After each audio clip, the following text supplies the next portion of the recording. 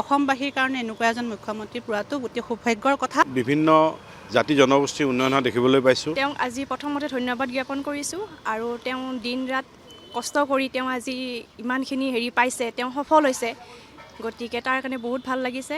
তেওঁক ধন্যবাদ জনাইছোঁ, যে ধন্যবাদ এইকাৰণে জনাইছোঁ অসমবাসীৰ কাৰণে এনেকুৱা এজন মুখ্যমন্ত্ৰী পোৱাটো অতি সৌভাগ্যৰ কথা, যিটো আমি ইমান বছৰে পোৱা নাছিলোঁ। আৰু নাৰীখিনিৰ সুৰক্ষাৰ কাৰণে মই বিশেষকৈ ক'ব বিচাৰিছোঁ, যিটো আমাৰ ইয়াতে বৰ্তমানো আগৰ নিচিনা নহ'লেও মানে কমা নাই, যিটো বস্তু হৈ আছে। গতিকে নাৰী সুৰক্ষাৰ মানে যিটো প্ৰচেছ আছে, তেওঁ যাতে সেইটো ধুনীয়াকৈ আমাৰ নাৰীখিনিৰ কাৰণে কৰে। যোৱা 5 বৰ্ষত অসমৰ বিভিন্ন জাতি জনগোষ্ঠীৰ উন্নয়ন হোৱা দেখিবলৈ পাইছোঁ। সকলো স্তৰতে উন্নয়ন হৈছে, কিন্তু আমি এইবাৰ আশা কৰিম আমাৰ নিবনুৱা সমস্যাটো প্ৰধানত, এই নিবনুৱা সমস্যাটো যেনে ধৰক জাগিৰোডত যি ছেমি কণ্ডাক্টৰ হৈছে, আজি শপত গ্ৰহণ অনুষ্ঠানত আমি বহুতো উদ্যোগপতি আজি দেখিবলৈ পাইছোঁ।